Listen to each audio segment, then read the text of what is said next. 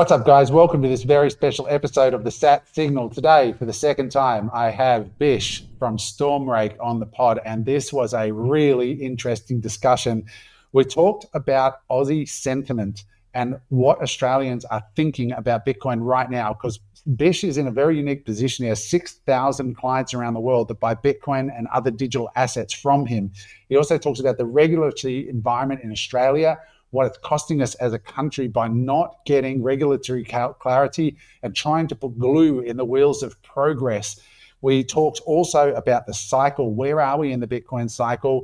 Where do we think it's going to go with the changing political environment, with the change of interest rates, with what's happening in America? We talked about super funds and how people are approaching it in the country. We also talked about Bitcoin Treasuries, what opportunities they hold, what impact they're having on the markets, and so much more. If you're an Australian or Kiwi in particular, and you are interested in Bitcoin or crypto generally, you will find this discussion extremely illuminating.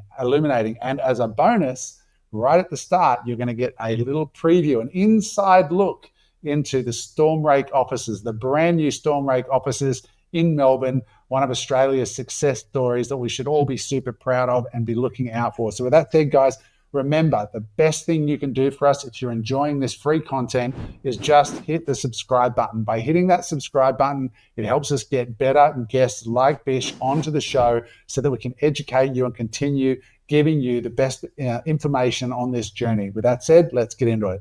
Bish, welcome back for round two, my friend. How are you doing?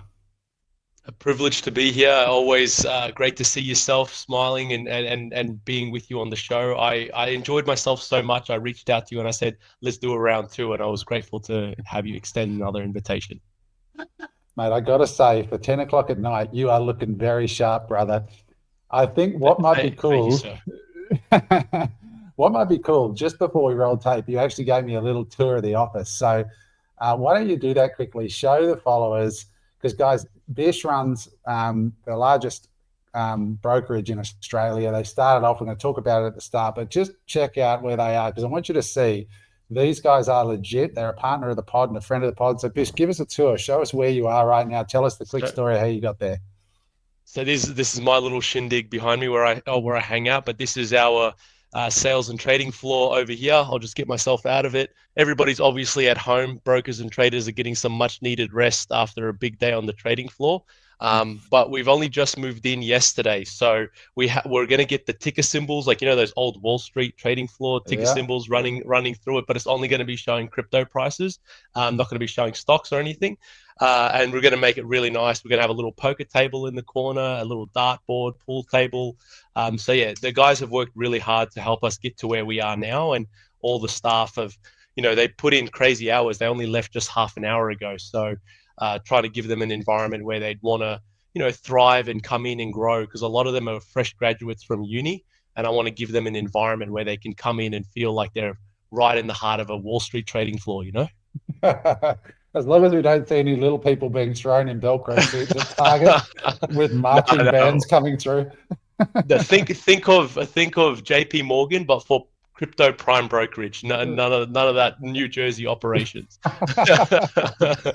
I gotta say, Bish, seriously, jokes aside, I am so happy to see a thriving Australian business. For those of you who don't know, Bish's company is called StormRake, and you'll see a link under this video. And this is who we encourage all our clients at Unemployable to buy their crypto through. And Bish, maybe just give us the quick pitch at the start so we can get that out of the way and get to the content, because the reason I've got you on is because you are right at the coalface on all fronts around Bitcoin in Australia. You deal with the banks, you deal with the public, you deal with high net worth individuals that are buying through you. So just give us a quick snapshot on who StormRake is for those who didn't see the first round and are wondering who the hell is StormRake? Who's this guy in the suit? Awesome. So we're a full service digital asset broker.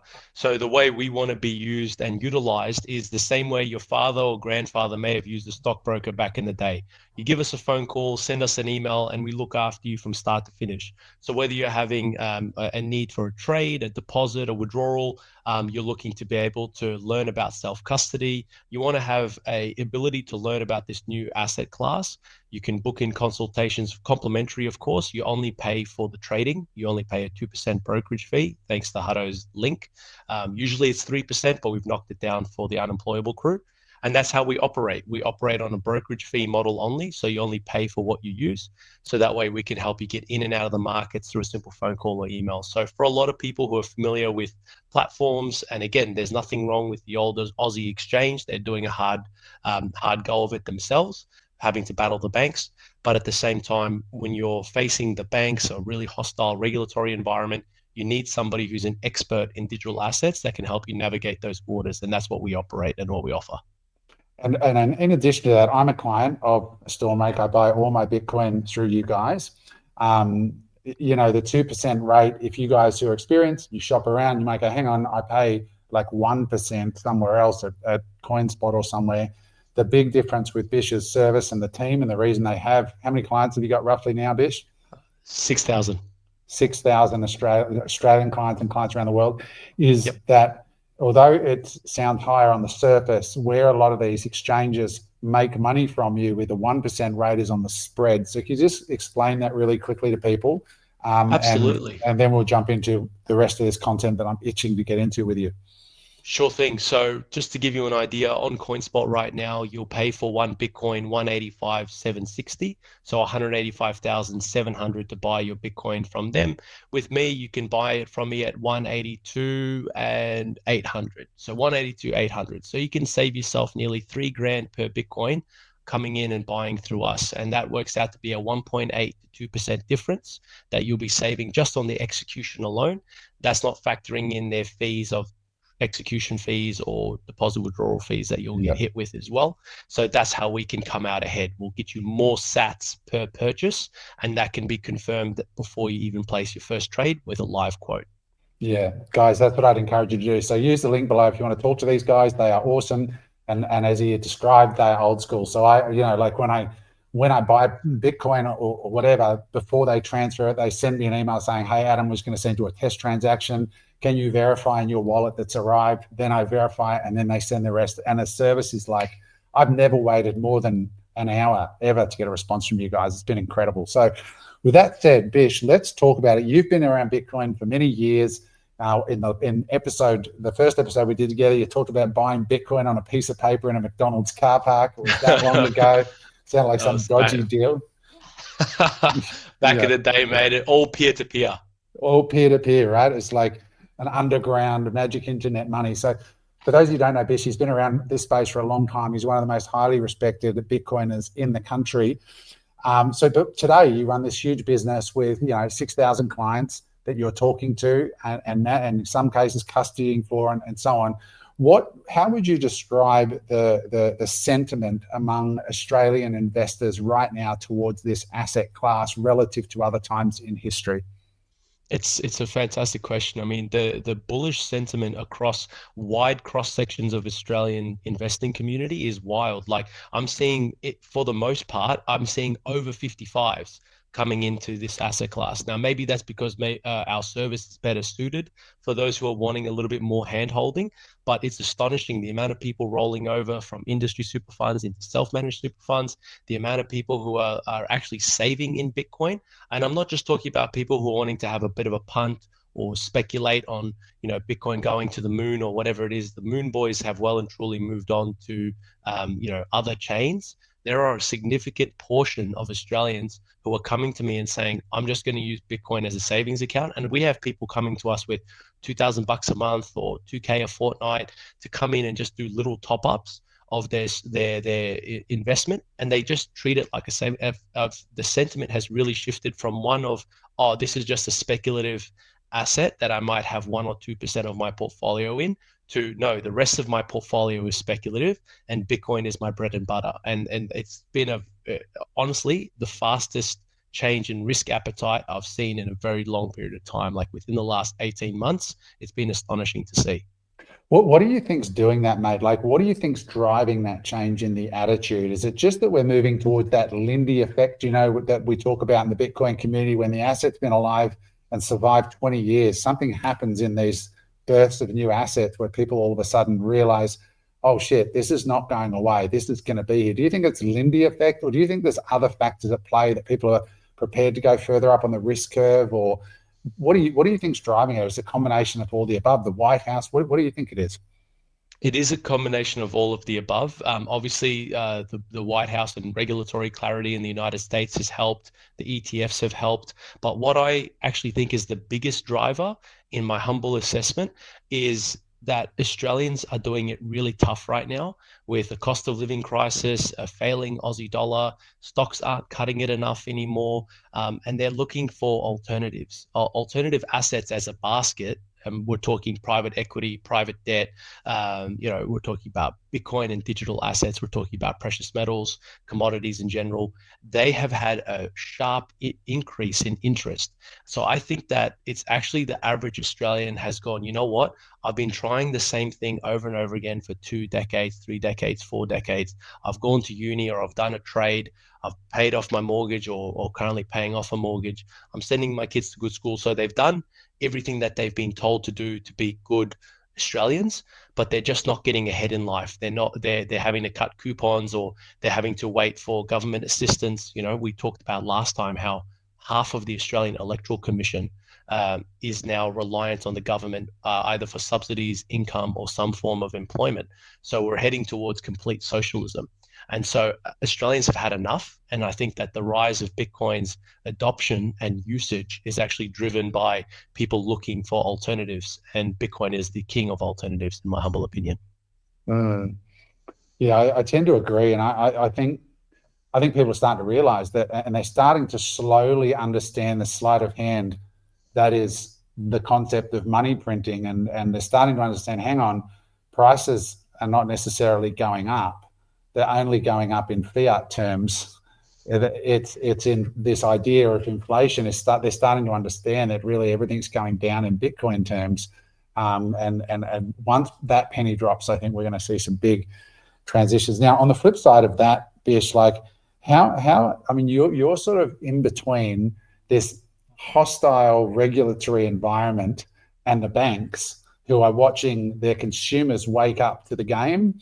And I cannot think of anywhere in the world that is as hostile to crypto as Australia. It seems like every single day, and I'm not you. I mean, you're sitting on a trading desk with 6,000 clients, but I'm getting it every day. People going, ANZ's just locked me out of my account pending a security review with like banks are literally stopping people moving their own money into bank accounts. How are you seeing it when you're dealing with banks and compliance?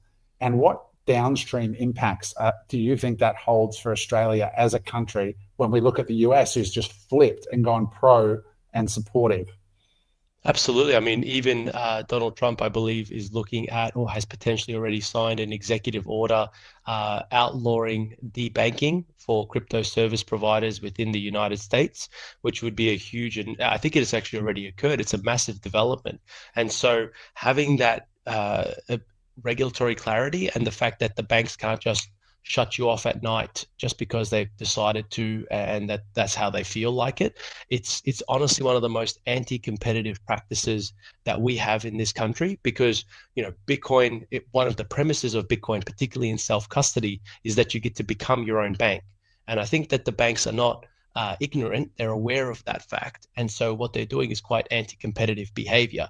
They're shutting off alternative rails where people can transact freely with one another and move value with one another without having to go through an intermediary such as the bank. And you're watching and witnessing a lot of Bitcoin credit solutions starting to pop up within the ecosystem, even here in Australia, so you can borrow against your Bitcoin holdings to then not have to sell the asset, but then get fresh Aussie dollars into your bank account. When those solutions started to become more and more viable, the banks are like, if people aren't using us for savings and they're not using us for credit, what's the point of us being around? And so they're making it super difficult to get into the ecosystem or the digital asset ecosystem, particularly with Bitcoin, under the premise of safety or fraud protection or, scam protection or whatever it is. And it's just the most egregious kind of set of commentary that I could think of, because all of our clients are thoroughly vetted. We ensure that they are investing in, sound assets, mainly Bitcoin. They're coming to us to be able to, get into USDT or stables or Ethereum, but that's their right. That's their capital and how they wish to invest and how they wish to get exposure to this asset class. That's up to them. So despite the fact that there are significant challenges, here's the good news. Over the last week or so, we've collected over $12 million in deposits. So we have been able to get people over the other side. But that's part of the reason why we have our service, is that when you run into friction or the banks are, closing or freezing your account or blocking the transaction, give us a call, because again, you're not doing anything illegal or immoral, or you don't have to come up with stories to tell your bank to release the funds. Be forthright, be clear and transparent. Say, hey, I'm dealing with a digital asset broker based in Melbourne. We're AUSTRAC registered. You can share with them our AUSTRAC registration number. They can look it up for themselves. And so that way we can take you over the other side. So despite the challenges that clients are facing, let's work together to get you over the other side. Because once you're in Bitcoin, you can do whatever you want. You don't even have to ask me for permission. It happened to me, as you know, Bish. This week when I was trying to transfer it, I went through some challenges again. And it's the great thing about working with you and the team was that you were just able to really help me through it and get it done. But it is, look, guys, I find it really, look, I'm a free speech absolutist and a freedom maximalist, so I probably have an extreme view, but I'm very much of the opinion is that who are the banks to censor your movement of money? It's so profoundly wrong and spiritually wrong that it's your money that you lent the bank. When you deposit it, they give you an IOU, and then they tell you what you can and can't do with it. It's your money. But where it really hits home, guys, for the listeners to think about, is that it's not money. It is an abstracted form of your life that you lent them for a period of time to look after. And then when you want that abstracted form of your life back, your sacred life force back in that expression, they start to control it. And that's why I've become so profoundly committed to helping people take self-sovereignty through Bitcoin. Because as Bish said, once you use self-custody, I run a Bitcoin node down the hallway in my office here, and I have complete self-sovereignty. No bank will ever stop me from moving that net worth or my time, the abstracted life force myself. So really think about that, guys, and why you start to understand why we bang on about this stuff is because we see that as profoundly and spiritually wrong, which is interesting. So Bish, you see like this really optimistic, bullish environment from the investor side, which is encouraging, and you're working within an aggressive side. But I'd love to just hear from an Aussie entrepreneur like yourself, who's clearly doing great with 12 million in deposits just in the last week. Well done. Growing team, great business. What impacts do you think it has on Australia when we have such poor regulation, lack of clarity, and this egregious overreach in trying to stifle what is clearly the future of the world, really, digital assets? So what do you think of the downstream effects for Australia as a nation and for its people? Well, we're losing out. I mean, we've got a huge brain drain in this country. People are fleeing to go to places where capital and investment is far better treated, whether that be Southeast Asia, Middle East, pockets of Europe, particularly the United States has become a bit of a bastion for digital assets. It's really unfortunate because a little known fact is that Wi-Fi, in its current form, was developed in Australia. And we sent it out to the rest of the world. That was an Aussie invention, but we were really slow to the rest of the internet race. Unless you're selling houses or digging holes, the Australian government doesn't want to have a bar of you, and that's why we have some of the most aggressive taxes in the country, in the world. Like we have over 100 different taxes and levies that are hit on Australian businesses from the federal and state governments. It becomes really hard to operate. Like ourselves recently, we've been on a bit of a hiring spree. So now we pay payroll tax.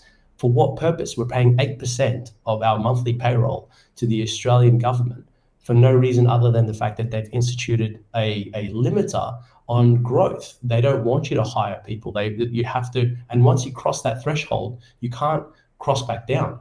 You stay at that. So let's say, God forbid, we have a correction and we have to downsize our team, whatever it is, right? God forbid that happens.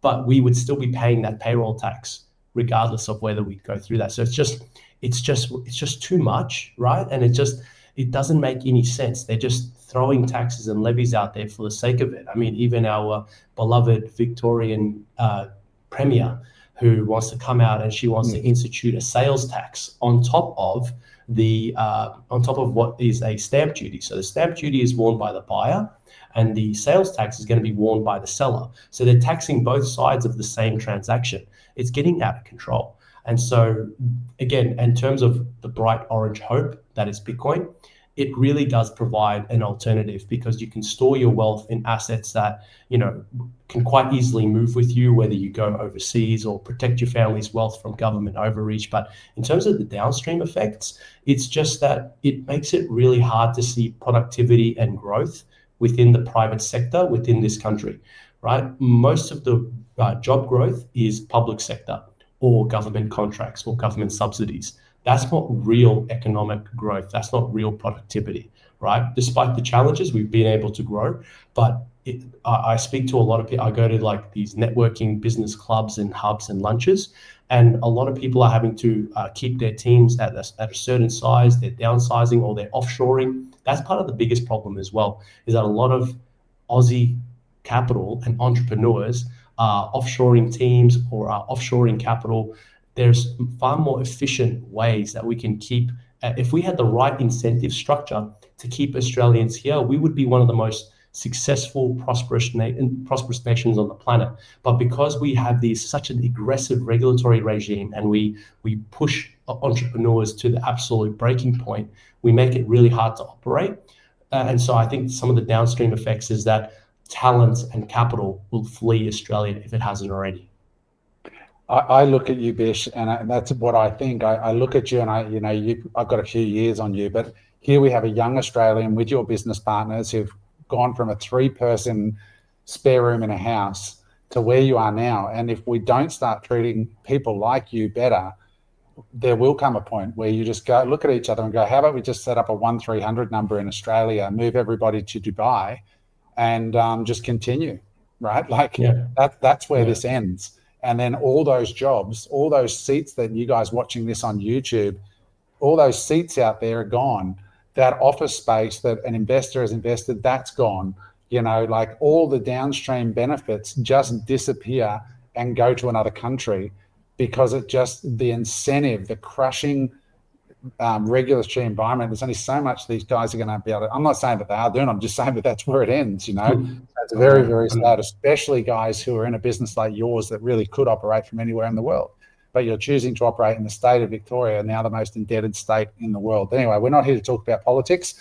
We're here to talk about other stuff. So why don't we talk about that quickly? A big announcement was that lending product launched in Australia, which was, you can now borrow against Bitcoin to buy a house.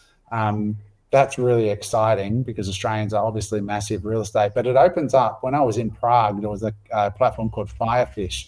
And basically, Firefish is a marketplace where Bitcoiners who want to borrow money say, hey, listen, I want to borrow this much against my Bitcoin, and I'm prepared to pay X rate. And on the other side, you've got lenders, private individuals, family offices, whatever, that want to get a return secured against Bitcoin, that are putting up, hey, we've got capital available at this rate, and matches them.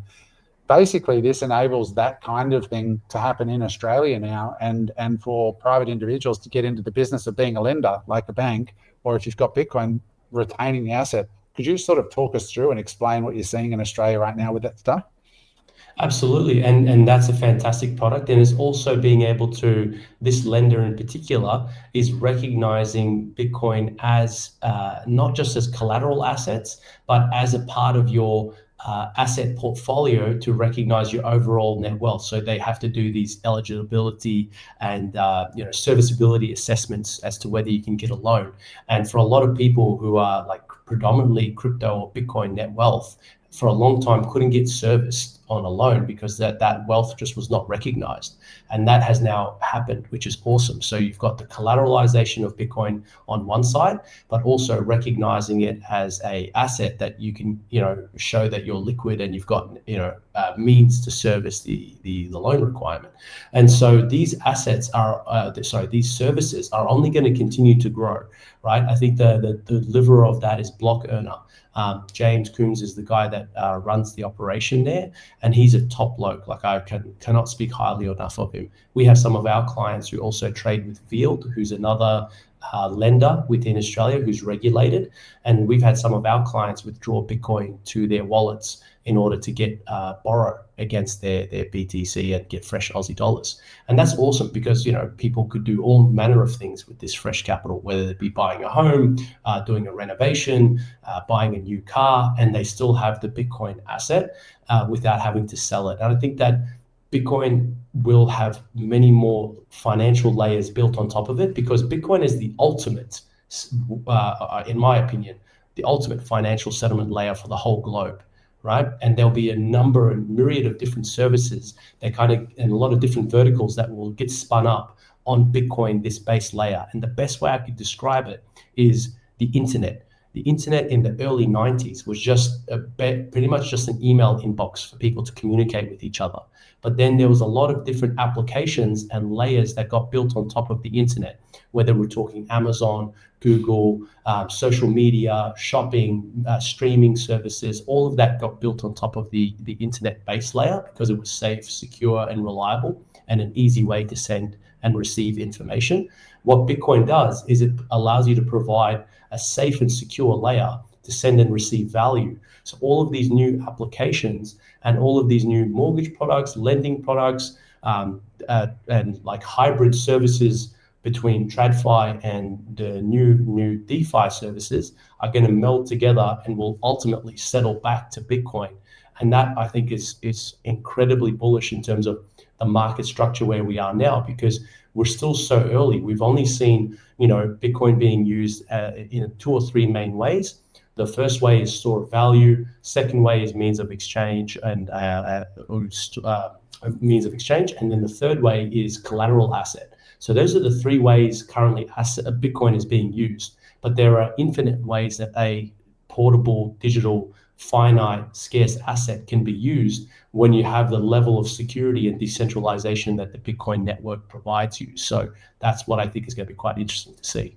So for those who don't know, TradFi stands for traditional finance. I like to call it TardFi. But that's good. But what you're talking about here is quite interesting, right? Because a lot of times people who shit talk Bitcoin all the time don't understand that it is pristine collateral. And it took me a long time for that penny to drop when I heard people referring to it, Bitcoin, as saying it's pristine collateral. It's the best collateral that a lender could possibly have. Do you want to explain, Bish, why that is? Why is it such a powerful asset for a lender? So if I wanted to lend Bish $100,000 and I took Bitcoin as security, why is having Bitcoin so powerful from a TradFi point of view? Like if I was a traditional financier, why is it so sexy to me? It's a superb question. 2 main reasons is its divisibility and its availability. So if you were to say, for example, the traditional mortgage is backed by property, and let's say you're in a bit of mortgage stress, you can't sell a square meter of turf and say, you know, and pay it back to the bank and say, that's okay, mate, I gave you a square meter of my backyard.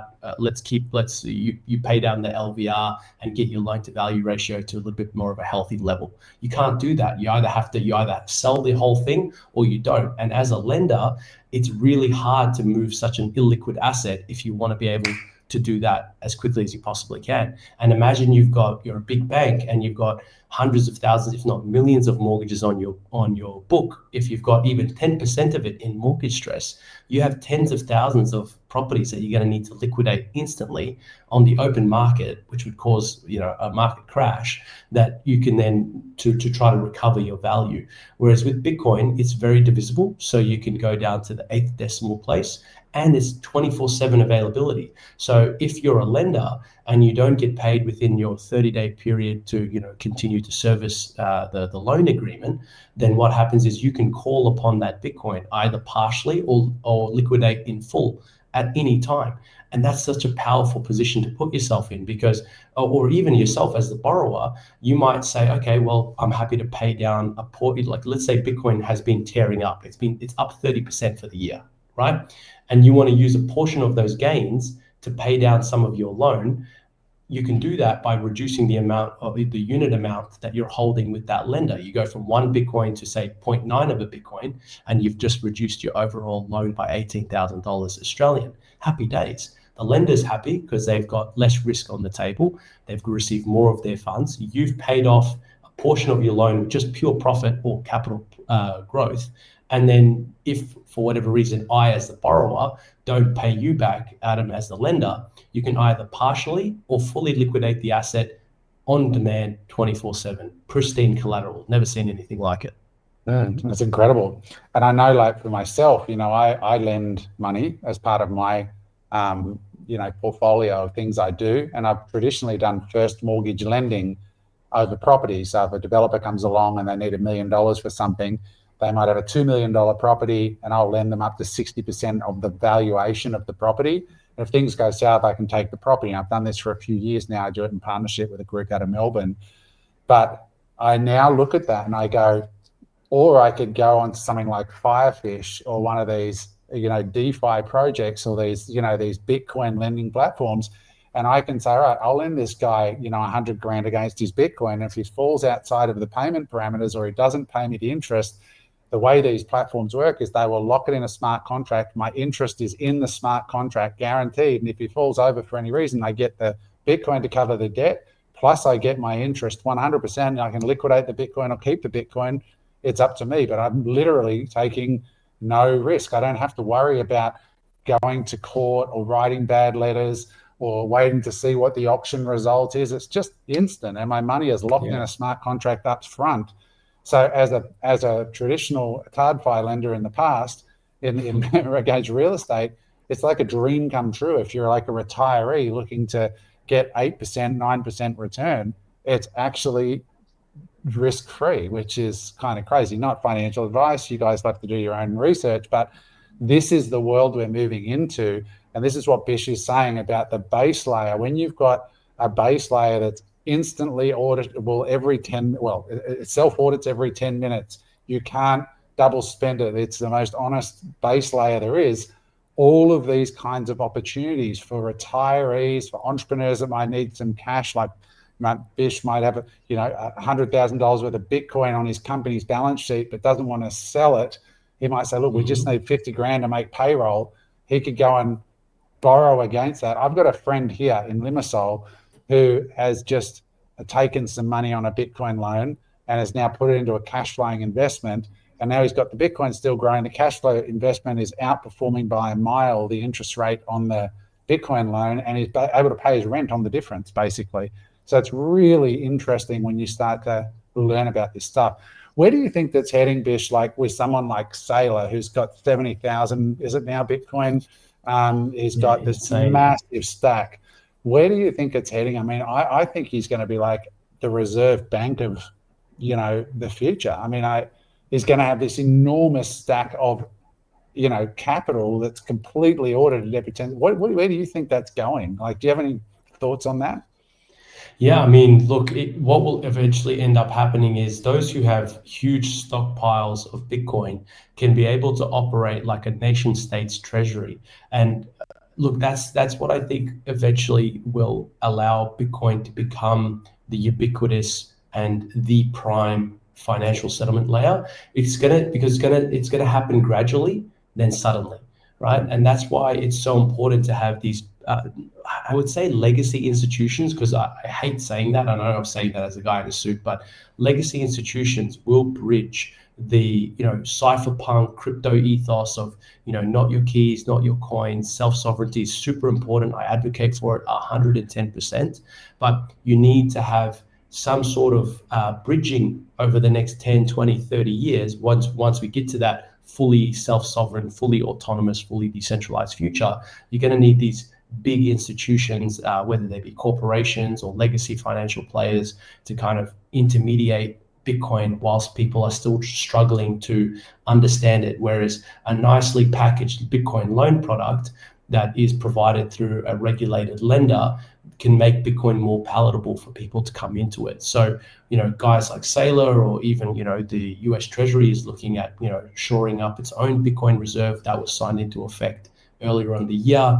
Now there's conversations about having a new dividend dollar. The US has just pretty much given up on the US dollar at the moment. More on that later. And they want to use assets like gold and Bitcoin, in particular BTC, to shore up confidence in its new issued IOU. And I think that Bitcoin now has gone and really crossed the lexicon from speculative asset to world reserve asset.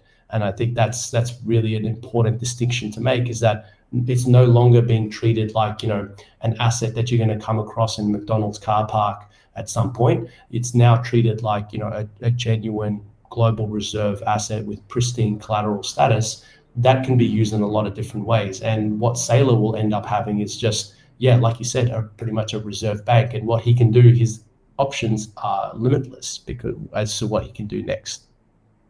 Yeah, it's so fascinating, and we're seeing that battle for, capital accumulation. That's it serves as a cornerstone on balance sheets, just in full effect right now with the Bitcoin treasury companies and all that stuff that's going on. And we might get to that in a moment, but it's going to be very, very interesting to sort of see how that works out. Where do you think we are, like, in the cycle right now? Like, you've been around for a while, I've been around for a while. My feeling is that we are. I feel like I heard that saying that it feels like it's a beach ball being held underwater at the moment. Like the price, given all this optimism from the White House, like I just saw an announcement, the CEO of Satoshi Nakamoto just announced today we're buying $1 billion worth of Bitcoin tomorrow. It was on Cointelegraph an hour ago. What do you think is the reason that we're seeing all this treasury activity? We're seeing like just the treasury companies soaking up more than what's being produced naturally. Why have we not seen the massive parabolic move yet? Do you think it's coming? What do you think's keeping the price relatively modest compared to the narrative? It's a really good question. I think there's really two things to unpack here. Is one, there's a lot of coin rotation going on right now, which is not a bearish thing at all. It's actually a bullish setup where there's a lot of old coins being moved from legacy wallets into new hands, right? Mm-hmm. And that is actually quite positive, because if you've just got this, really, legacy whales who are holding massive stores of Bitcoin wealth, then, and you're not getting proper distribution of these coins, it's going to be hard for Bitcoin to really get into that escape velocity in terms of adoption and use case and all that kind of good stuff. So we saw 10,000 Bitcoin, earlier on in the month of July, got sold into the open market, right? It was a $9 billion sale, $9 billion from one wallet, right? It could be a group or it could be one person, but one person, one group, one entity open on the market. This is crazy, because as a trader, it really drives me nuts. They could have done that trade in so many different ways to not, absolutely destroy the global market price. But even then, it only moved 3.5%. 3.5%. They sold $9 billion on a Friday morning, one of the most illiquid times to be trading, between the changeover between the US session to the Asian session. We got a bit of a sell-off. The market soaked it up. There was so much demand, and we closed the day positive, right? It goes. That's unbelievable. Like, going back, that would have triggered a bear market, going back even one cycle, right? Like, and it just snapped up, gone into the ether. And now we're seeing, like today, Nakamoto saying we want $1 billion worth tomorrow. Just one buyer that most people have never even heard of. Yep. And that's that coin rotation that I was talking about. There's a lot of old wallet addresses, legacy wallet addresses starting to move now. And those legacy wallets are offloading coins into new holders who will then, be able to go through that. And that's good flow of capital, because you just don't want to have, 10% of the supply concentrated in the hands of a few wallets, right? Or distributed amongst a few wallets. And so whilst, yes, we are seeing, I wouldn't call it price suppression, because, as much of the buying demand has increased, there are legacy wallets that are moving to satisfy that buy demand. But it's like it's like holding a beach ball underwater, or it's like a dam wall that's about to break and give way. The flood is coming, and we see little spikes of it. And I think that we have to also, the second thing to that is we have to temper expectations. Now that the ETFs are in play, and now that the institutions are here and well and truly entrenched in the Bitcoin markets, we have to understand that massive blow off tops and huge multi-year bear market corrections are most likely a thing of the past. I'm not saying that we're not going to get runs up, and I'm not saying that we're not going to see corrections, but take, for example, all of 2024 and 2025. At the start of 2024, before, as the ETFs came online, 11 of them came online in mid-Jan last year. Price was around $30,000. We ran up to 44K, and then we hit a new all-time high just before halving, 73,000 US. Then for a few, like 4, 5, 6 months, we tracked sideways, even touched 50K, had a lot of people starting to call for a new bear market. Donald Trump comes in, new market rally, and we go to 108. Tariffs, global trade concerns, geopolitical concerns, Bitcoin pulls back to 74,000. People are calling for the next bear market. It's over. It's never been so over. What happens next? We go to 123,000 US dollars and we print new highs, and people are calling for 500,000. We're going to the moon. It's never going to go up. It's never going to go down again. So the market structure has, and as a trader, it's fundamentally changed over the last 18 months. It's not the same market when it was completely retail driven, where there was these euphoric blow off tops and severe, loss of confidence bear markets. We're now seeing structured buying coming in from ETFs, treasury companies. There are still going to be sell-offs. It's going to trade like a global macro asset class. It'll trade like the S&P 500. I'm not saying that you'll get S&P 500 like returns, but this is what the S&P 500 has done for the last 100 plus years. It's up and to the right, does not stop. Corrections, yep, they come along. Bear markets, yep, they come along. But what happens? The currency printer keeps going, assets get bought back up again, and it goes up and to the right. That's exactly what's going to happen with Bitcoin over the next 10 to 15 years. There'll be corrections, there'll be bear markets, there'll be pauses in buying, but then they'll restart the currency printer over and over again, and the asset price will continue to go up and to the right as Bitcoin goes to $1 million. So I don't think that we're going to be able to apply the same 4-year cycle lens to what I believe is a new market regime that we're in at the moment. I think you've really got to listen to what Bish just said there, like up and to the right across everything. This is not just a Bitcoin statement. This is just hard asset. The government print money, and that money has to find a home. So it finds a home in assets. Like the poor people spend all their money, and the wealthier people invest what's left, and the corporations invest everything. And there's only 8 major asset categories to go to. And so if you hold assets, that's the thing. Like if you want to get rich, you buy assets that go up in price. If you want to get really rich, you do it with leverage. So the more money you can put into the system, the richer you get. That's fundamentally it. And then you look at the horses, and Bitcoin just so happens to be, since it was born, the fastest horse for pretty much every year, except for 3 years. And even like for Bitcoin, as you check coin stats every day, it feels like, oh, Bitcoin's doing nothing. I just checked here while you were talking. We're up 93% over the last 12 months. And we're sitting here going, come on, do something. You're like, dude, it's done 93% in the last 12 months. And the money printer hasn't even really fired up. And I'd love to get your take in a minute. It looks like you wanted to say something. I want to ask you another question after this one, but what was your comment? No, I was just agreeing with you is that, nearly doubling year on year, we've become so speed blind in Bitcoin that, we're like, oh, it's only doubled in the last 12 months. What's going on here? It's like, that is astonishing. That's like, to give you a sense of scale, that's almost 15 years of bank interest rates delivered to you in a year, right? Yeah. It's absolutely astonishing. No, sorry, I stand corrected. It's almost 30 years because, we haven't had good interest rates, savings rates on bank interest rates for a while. 30 years of bank interest rates in 1 year. So you've now received 30 years of your life just being able to hold Bitcoin. It is one of the most liberating assets you can hold. It gives you so much time. And then with that time, which is the only non-renewable resource on the planet, you can do so much with that. And what counterparty risk or scandal or fraud or any of that did we experience? None. Like I have a decent Tesla bag, and I was recently texting some of my inner circle mates of investors going, look, I'm still bullish on Tesla, but these are my concerns.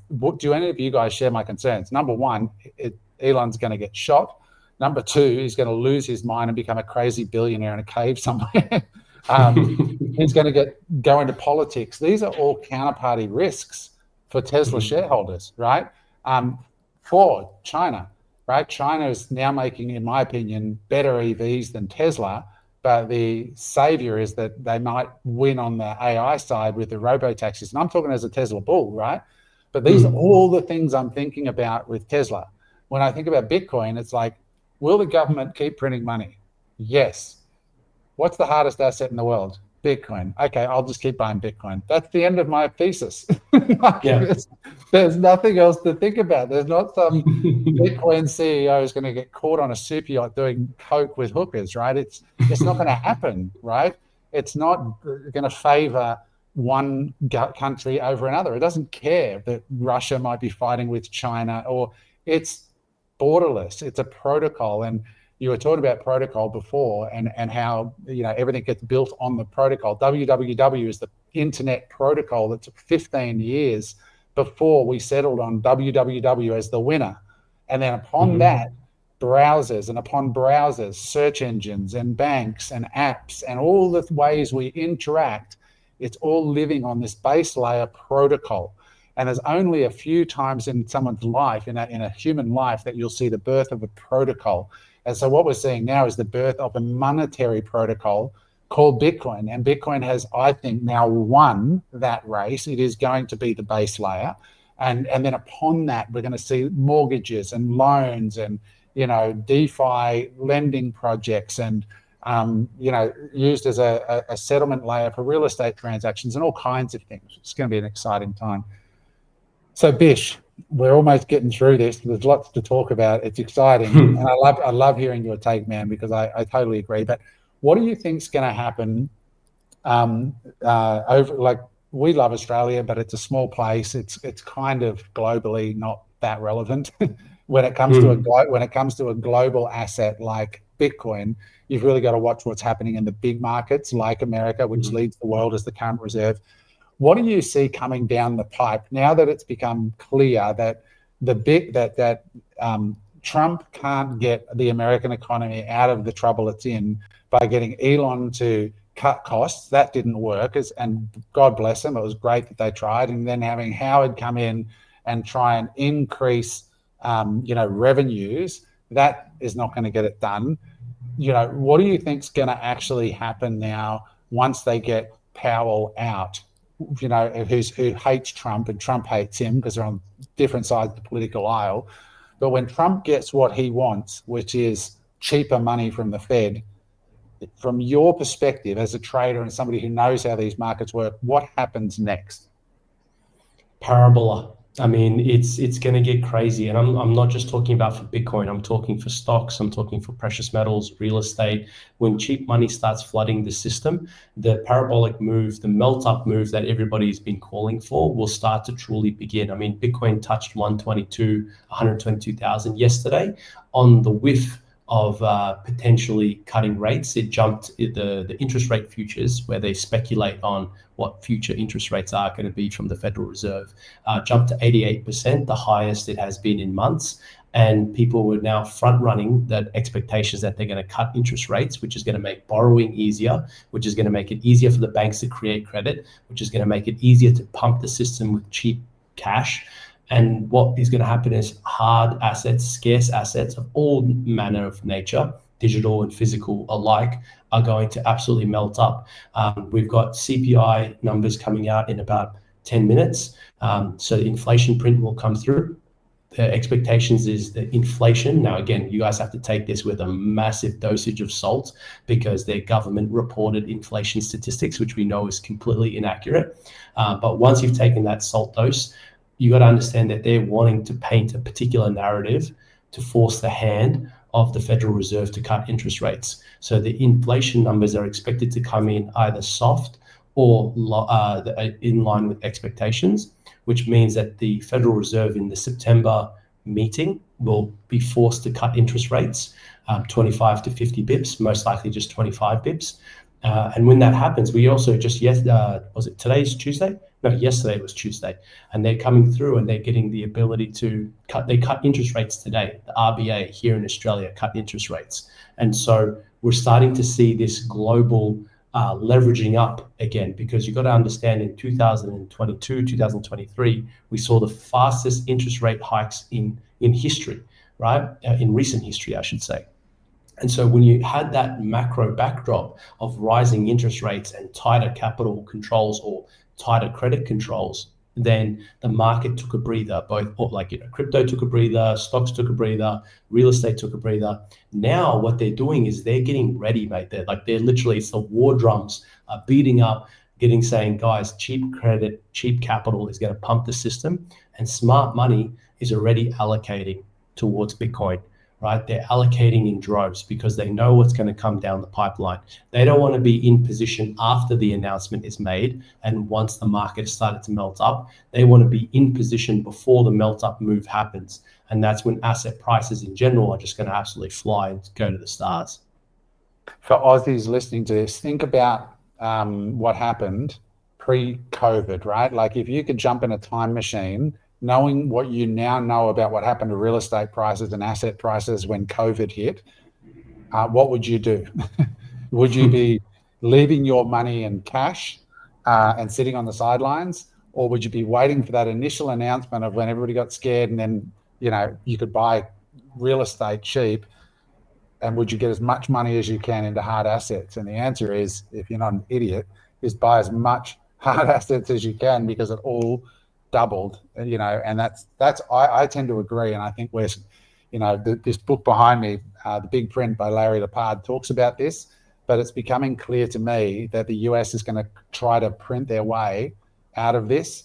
And Larry just the other day said he thinks the big print is going to happen in 2026. And that little trading floor, it's not so little yours. You might need to double or triple it, mate. Who knows? We'll see what happens. But it's crazy, man. They're not letting up, and you're absolutely right. They've tried to cut their way out of the deficit. They tried to grow their way out of the deficit. Both failed spectacularly. Best efforts as they did try. And now they're looking, okay, guys, this is what we have to do. Debt monetization. We're going to print our way out of this living hellhole, and we're going to sacrifice the US dollar in order to get ourselves out. As long as we're pumping asset prices up, the Federal Reserve put out a paper saying that they're going to potentially revalue their gold certificates, which are priced at $45 at book value, whereas the spot price is close to $3,500. So there's all manner of accounting tricks that they're going to do to make US assets, infrastructure, gold reserves, the strategic Bitcoin reserve that got formed into life.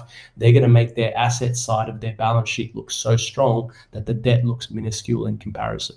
Just explain that for people, because you said that quickly. I understand it, and it's incredibly powerful.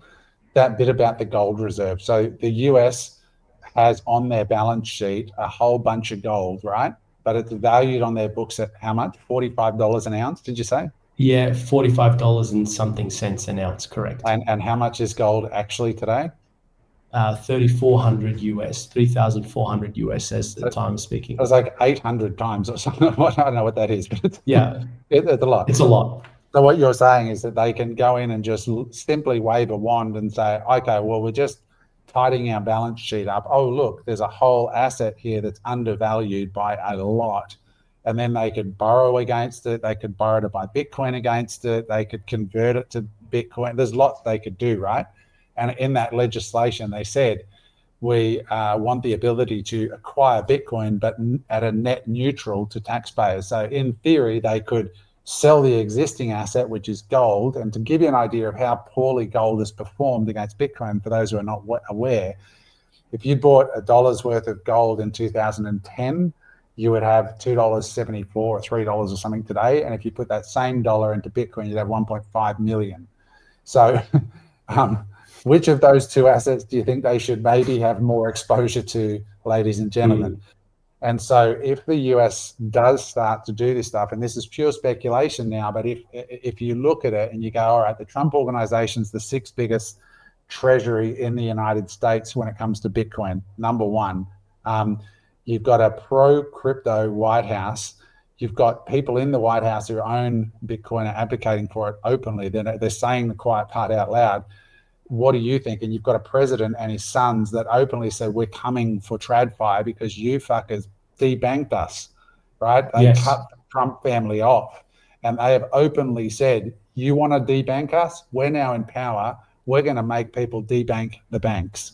And that's what they've actually said that. It's like the chef's kiss, right? Like it's just a big fuck you to the banks because that's what they did to them.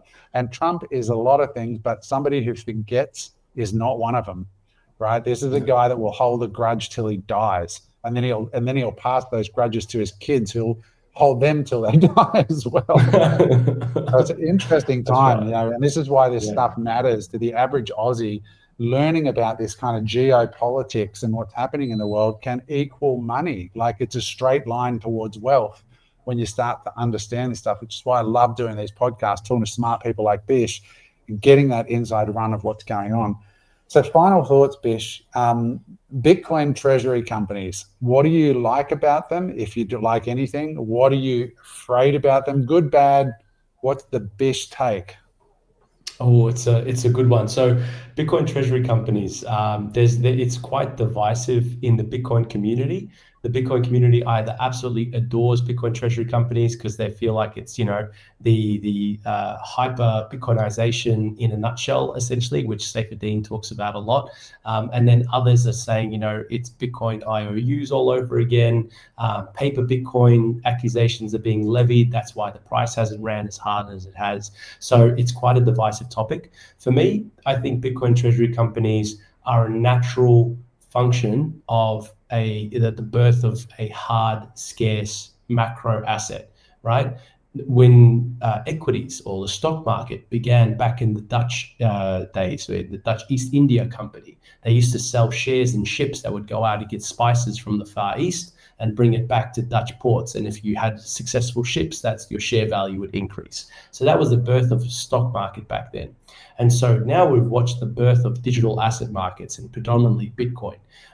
Everybody is flocking to this new asset class and wanting to stake their claim on the future global settlement layer of the world. And I think that Bitcoin treasury companies are an integral part of that hyper Bitcoinization piece. We were not going to get there with average mum and dad investors or, you know, the cypherpunk going out and saying, you know, being anti-government, anti-bank. Don't get me wrong, I'm all of those things.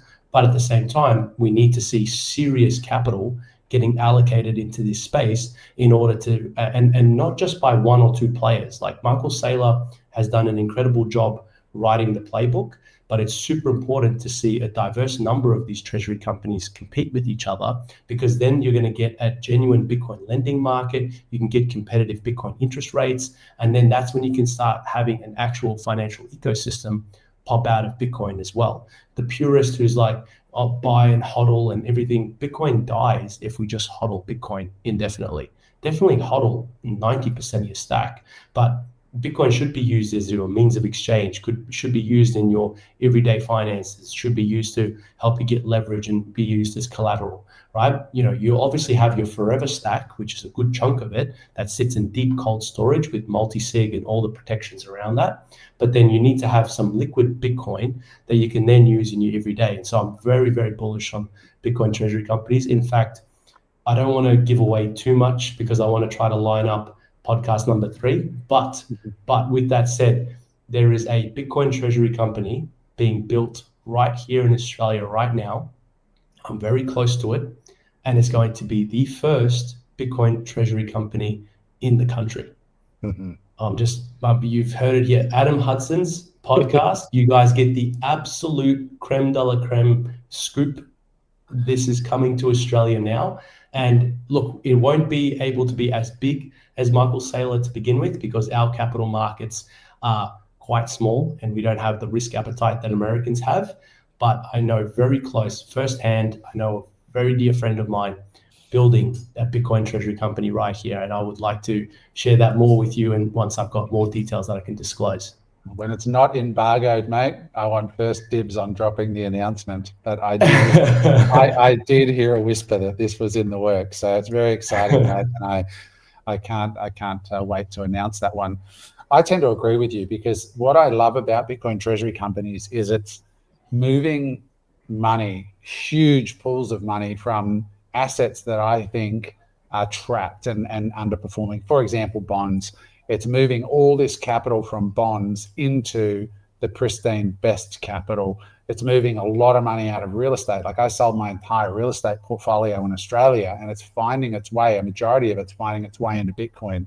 And I'm not the only one, right? Like, I've got a private group I got like 4 or 5 little private WhatsApp groups, and in there are high net worth Australians, some of them done hundreds of millions of dollars worth of real estate developments, and they're like, we're just sitting on the sidelines right now. We're moving capital because we just don't see the upside that we did see 10, 20 years ago when we were building our wealth. Now they're starting to invest in these things. And I love the fact that it's moving capital out of those dead markets into something that's honest and liberating.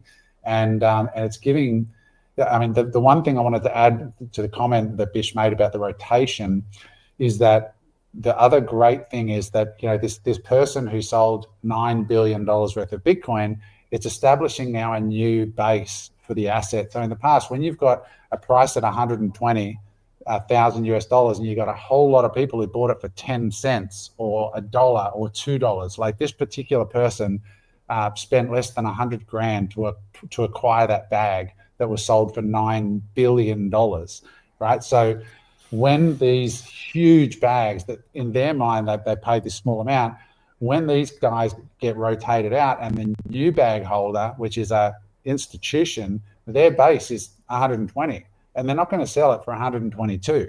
They're going to sell it when they get some Bitcoin style returns from it, right? So we've got now this new base forming in the Bitcoin asset class that is a lot higher than what it used to be when people came in. People say it's going to, you know, Bitcoin could go to $1, not when the last guy to buy was 120,000, right? When the last guy to buy was 10 cents, maybe, but not when the base, and there's a metric, I can't, average realized price or something, there's a metric there that you can get on Glassnode, but this is basically forming the base for the next journey. And when you think about it, a 10x from $100,000 to $1 million a coin is nothing compared to going from $1 to $120,000, right? This next 10x, I think, is inevitable, and you know, it's an exciting time. I think from a risk-adjusted basis, it still remains an extremely exciting time. As you know, Bish, I'm still buying. You know, you transact my trades, right? 100%. I bought another bag of Bitcoin myself. So every month, we know StormRake, myself and my business partners, we pay our staff, we pay our expenses, we always pay ourselves last.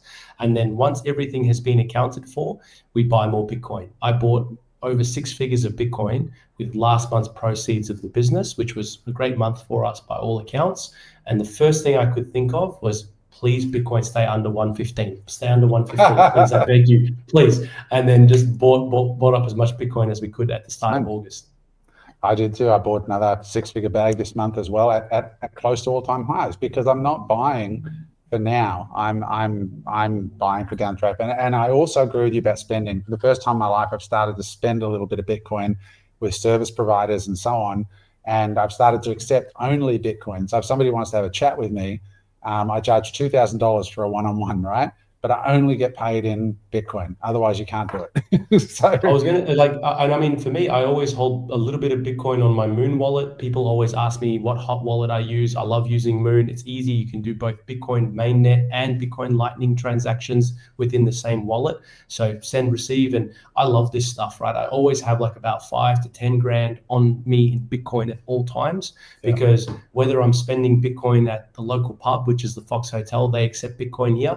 So that's really cool, out on Alexandra Parade in Collingwood, or whether it's, you know, the cattle farmer that I know out in Castlemaine, they accept Bitcoin for beautiful grass-fed Victorian raised beef. I love that kind of stuff. So whilst I would never touch my stack that's in deep cold, I love using Bitcoin in my day-to-day life because it's just like it's direct peer-to-peer transaction, which is the first sentence of Satoshi's white paper, a peer-to-peer electronic cash system. And I feel like I'm really living that ethos when I'm using Bitcoin as my primary means of exchange. Same. I only just started doing it when I went to Bitcoin Prague, and then I went, I don't know why I haven't been doing this before. It's quite liberating. And I think once business owners figure out that they can accept Bitcoin and they can either keep it and they go, oh shit, this is actually an asset on my balance sheet, or I can convert some of it immediately back to fiat to pay my bills. Like once they understand that it's immediately, like people were blown away when I put my apartment on the Gold Coast. I said to my agent, tell the Gold Coast Bulletin that I will take 100% Bitcoin for my house. And I'm talking about a multi-million-dollar property, right? And people go, this guy's nuts. They don't click in their head that I could just sell it tomorrow for cash if I wanted it. It's the same, right? It's the same. Yeah. There might be a tiny bit of movement on the day that I settle. Like that's, the property sold, I could on that day sell it, and might be a tiny bit of movement one way or the other. But in my mind, I'd just leave the whole lot in Bitcoin. But once people click that they can instantly convert that Bitcoin to cash if they want to, it changes it for Bitcoin. I've got friends now, them, right, who run Bitcoin-only businesses. They pay all their suppliers in Bitcoin, and if you're not a supplier that will accept Bitcoin, they'll find another supplier, and they only invoice in Bitcoin. And it's just such a game-changing concept that it's 100% Bitcoin, right? Like it's crazy. Interesting world. 100%. Bish, you are a legend, mate. Is there anything you wanted to leave the fans with, mate? Any parting words? Well, the only thing I want to leave with is it's actually been unreal servicing the unemployable community. You guys are an absolute different breed. I'll have somebody call me on a Tuesday at 2 p.m. being like, Bish, I saw you on Adam Hudson's podcast. I've got $500,000 coming your way. Like, it's just insanity. Like, they're just, you guys are absolute monsters, and I love servicing you guys. And the best part about our service is you only pay for what you use. So jump on stormrake.com, book yourself a consultation. They're free for 15 minutes. We can have a yarn. I can understand your current financial circumstances, the position you're in, and be able to provide you not financial advice, but guidance and potential recommendations to help you get onto a better path. And that's all thanks to being connected to Unemployable. So happy to take care of you guys if you just want to have a chat as well. Please do, guys. There's a link in the description, but it's stormrake.com/unemployable. And when you go through that link, we are an affiliate, but it's the same price to you. But the main thing it does is it lets them know that you're part of our community. And people who listen to this pod, like we looked at the data last month, Bish, you had a big month. Our data is not so much the financial stuff as a podcast, it's how much attention. But in the last 30 days, people spent 110 years of watch time on our channel. So that's insane. And that's the big difference, is that when they come through to you, they understand things differently. It's not some random coming who's got no idea. So that's why, guys, it's important to use the affiliate link, because it lets Bish know, hey, I'm one of the Unemployable crew, and they'll treat you well anyway. But it just helps them understand where you come from, and can there's a shorthand that develops when they've come off a pod like this, as opposed to somebody who hasn't watched something like this. They don't, hasn't seen Bish, hasn't seen The Office. It just engenders a different level of trust and relationship. So it's always helpful. Bish, with that said, mate, awesome to see you again, man. Congrats on the new digs. Love it. Thanks, man. Love the suit. Love the whole thing. And look forward to seeing you really soon, man, somewhere around the world, and breaking bread. Absolutely. Hopefully Limassol, because it's a lot better. And I'm jealous of your Insta stories, man. You keep inspiring me. I gotta make my way over. So that'll be ideal. You'll be welcome. Cheers, mate. Hey there. I hope you enjoyed that episode of Unemployable. If you'd like to watch another episode, just click there.